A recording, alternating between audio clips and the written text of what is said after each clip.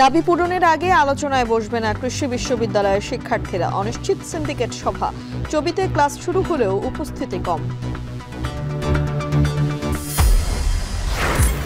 রাকসু মনোনয়নের শেষ দিনে জমজমাট ক্যাম্পাস। জাকসুর প্রার্থীতা প্রত্যাহারে হুমকির অভিযোগ ছাত্রদলের। নির্বাচনী পরিবেশ নিয়ে শিবিরের সন্তোষ। এবং দ্বিতীয় দিনের মতো দখলদারদের বাধার মুখে ভেস্তে গেল কক্সবাজারের বাঁকখালী নদীর উচ্ছেদ অভিযান। 2 দফা চেষ্টার পর পিছু হল প্রশাসন।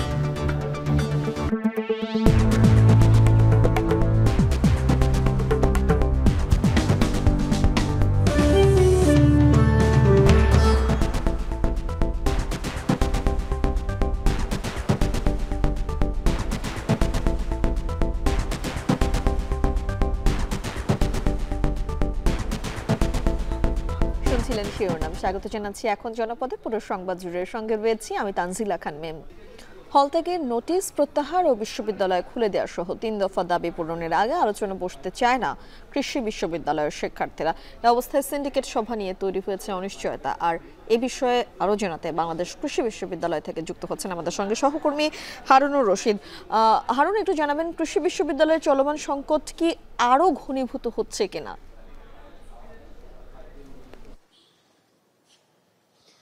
মিম, কয়েকদিন যাবৎ যে বাংলাদেশ কৃষি বিশ্ববিদ্যালয়ের যে সংকট চলছে সেই সংকট সমাধানের আজকের একটি সম্ভাবনা তৈরি হয়েছিল এবং গত রাতে বিশ্ববিদ্যালয় প্রশাসনের সাথে আন্দোলনরত শিক্ষার্থীদের একটি বৈঠক হয় মধ্যরাত পর্যন্ত। সেই বৈঠক থেকে দুটি বিষয়ে সিদ্ধান্ত আসার কথা ছিল আজকের সিন্ডিকেট সভার মাধ্যমে।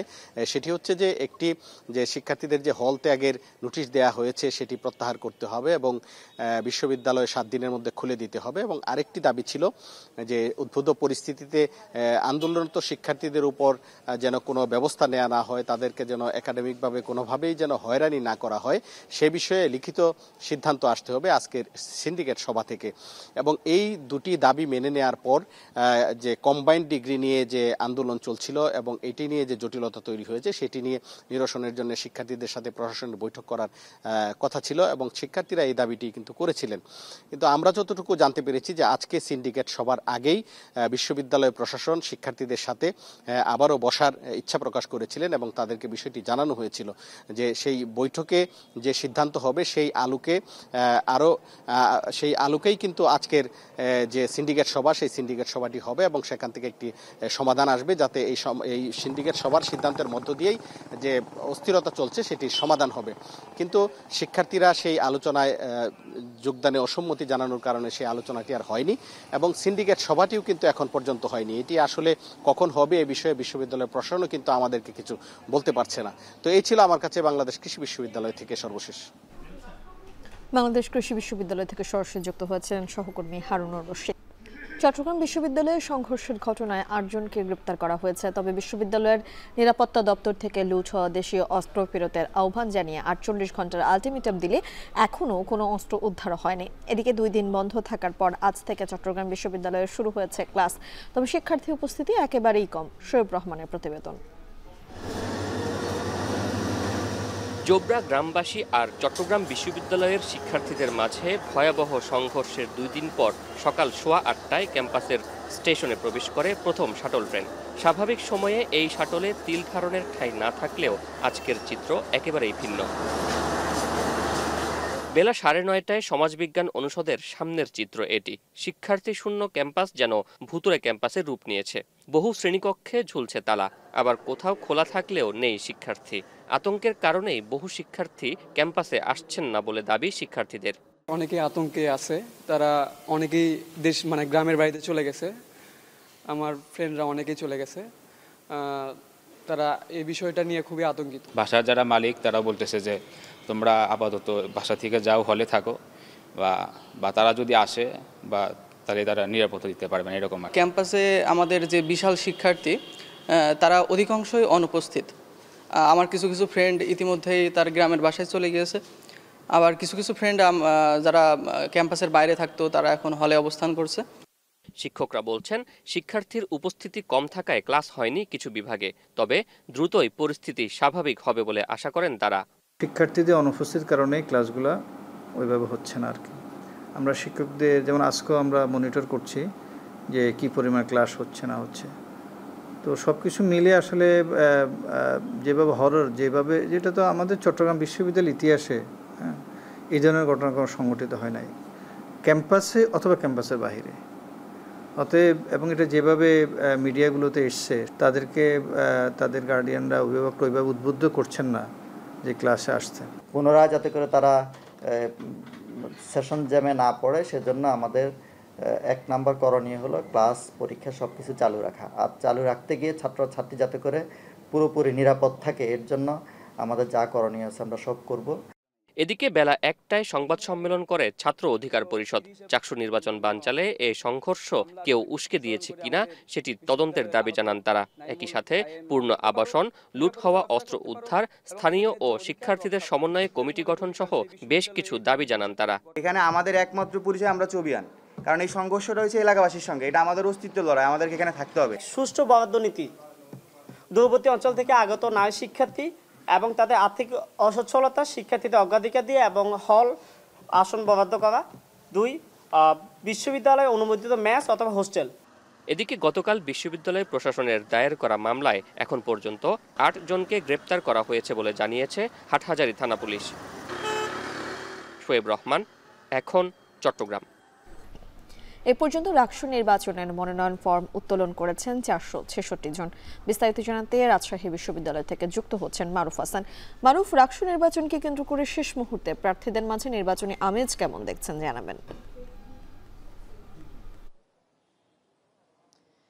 সকাল থেকে রাজশাহী বিশ্ববিদ্যালয়ের শিক্ষার্থীদের মধ্যে রাজশাহী বিশ্ববিদ্যালয় কেন্দ্রীয় ছাত্র সংসদ রাকসু নির্বাচনকে কেন্দ্র করে এক ধরনের উচ্ছ্বাস আমরা দেখতে পেয়েছি। বিশেষ করে প্রথম বর্ষের শিক্ষার্থী যারা প্রার্থী হিসেবে মনোনয়ন পত্র আজকে শেষ দিনে সংগ্রহ করেছেন তাদের ভিতরেই এই উচ্ছ্বাসটা বেশি দেখা গিয়েছে।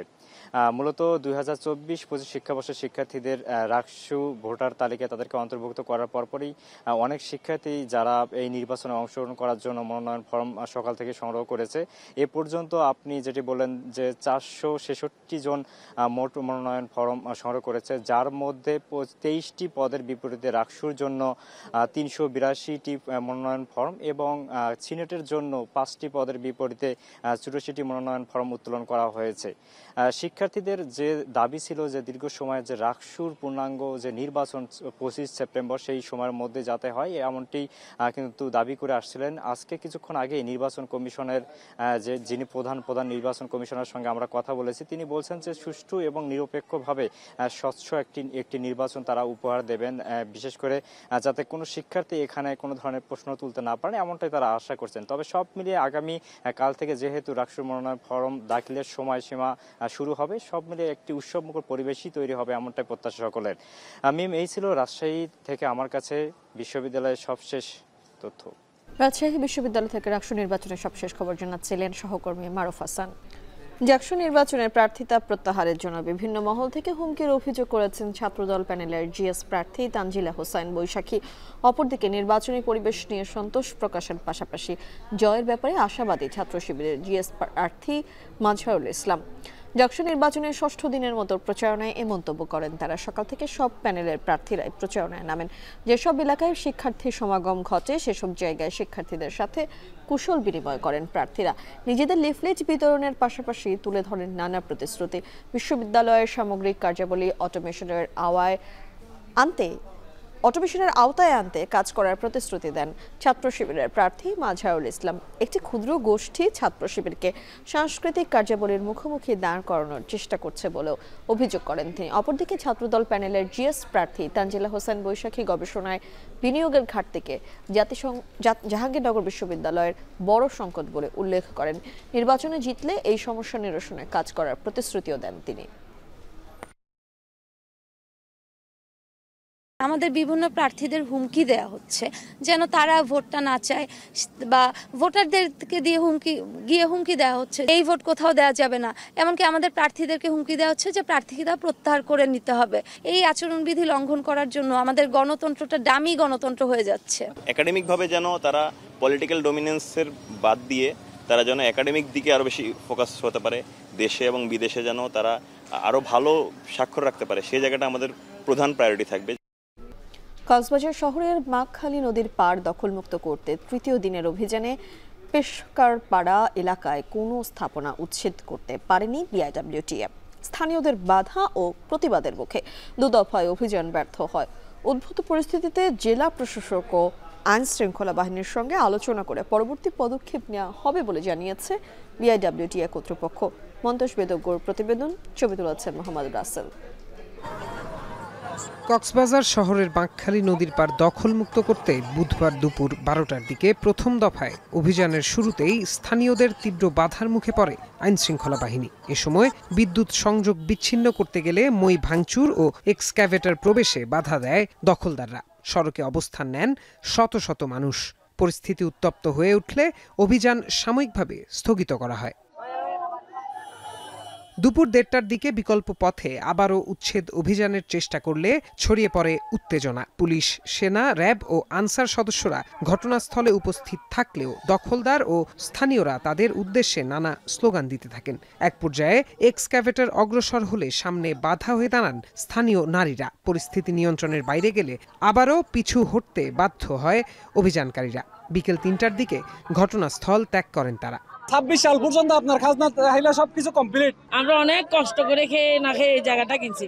উদ্ভূত পরিস্থিতিতে জেলা প্রশাসক ও আইন শৃঙ্খলা বাহিনীর সঙ্গে আলোচনা করে পরবর্তী পদক্ষেপ নেওয়া হবে বলে জানিয়েছে বিআইডব্লিউটিএ কর্তৃপক্ষ। সবাইকে নিয়ে বিজ্ঞ ম্যাজিস্ট্রেটগণ বসছিলেন, তানারাও ডিসি মহোদয়ের সাথে এডিএম মহোদয়ের সাথে কথা বলেছেন। সবকিছু মিলে এই বিষয়টির উপর আমরা আবার একটি আমাদের পরবর্তী করণীয় কি সেটা নিয়ে খুব শীঘ্রই ডিসি মহোদয়ের অফিসে বসবো। গত 24 আগস্ট এক রায়ে 4 মাসের মধ্যে বাঁকখালী নদী দখলমুক্ত ও দূষণ নিয়ন্ত্রণে কার্যকর ব্যবস্থা নিতে সরকারকে নির্দেশ দিয়েছে হাইকোর্ট। তারই প্রেক্ষিতে 5 দিনের অভিযানে মাঠে নেমেছে কক্সবাজার প্রশাসন।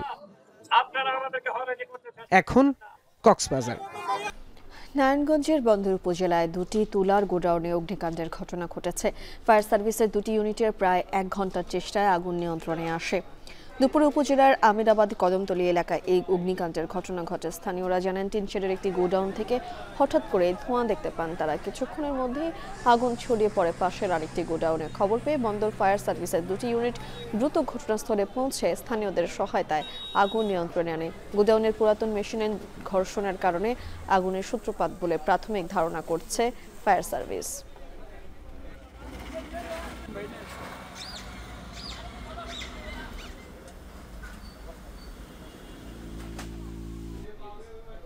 বিএনপির 47তম প্রতিষ্ঠাবার্ষিকী উপলক্ষে সাভারে বর্ণাঢ্য র্যালি সমাবেশ অনুষ্ঠিত হয়েছে।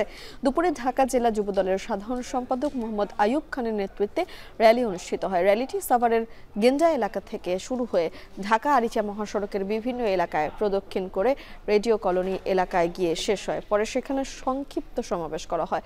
এ সময় বিএনপি চেয়ারপারসন বেগম খালেদা জিয়া ও দলের ভারপ্রাপ্ত চেয়ারম্যান তারেক রহমানের নেতৃত্বে আগামী নতুন বাংলাদেশ গড়তে নেতাকর্মীদের ঐক্যবদ্ধ হওয়ার আহ্বান জানান বক্তারা।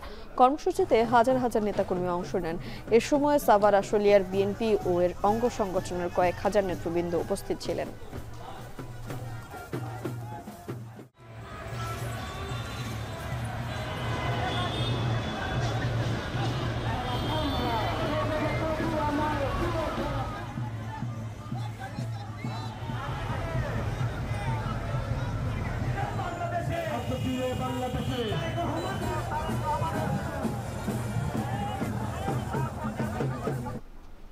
বিএনপির 47তম প্রতিষ্ঠাবার্ষিকী উপলক্ষে শেরপুরেও বর্ণাঢ্য র্যালি ও আলোচনা সভা অনুষ্ঠিত হয়েছে। দুপুরে নকলা উপজেলার হাজী জাল মামুদ সরকারি কলেজের সামনে থেকে বর্ণাঢ্য র্যালি বের করা হয়। র্যালিটি উপজেলা শহরের প্রধান সড়ক প্রদক্ষিণ করে পরে সংক্ষিপ্ত সমাবেশ করেন তারা। এতে কেন্দ্রীয় যুব দলের সাবেক সহ আন্তর্জাতিক বিষয়ক সম্পাদক ইলিয়াস খান সহ বিভিন্ন স্তরের নেতাকর্মীরা অংশ নেন। সমাবেশে বক্তারা বলেন, মানুষের ভালোবাসায় আগামী নির্বাচনে বিএনপি সরকার গঠন করবে। সমাবেশে নানা শ্রেণী পেশার মানুষ অংশ নেন। শেষ করছি এখন জনপদে। এখন টেলিভিশন ওয়েবসাইটে দেখতে হলে ভিজিট করুন এখন.tv। ফেসবুকে দেখুন facebook.com/tv.এখন। এছাড়া ইউটিউবে এখন টেলিভিশনে প্রচারিত যে কোনো কন্টেন্ট দেখতে হলে ভিজিট করুন youtube.com/c/echontv।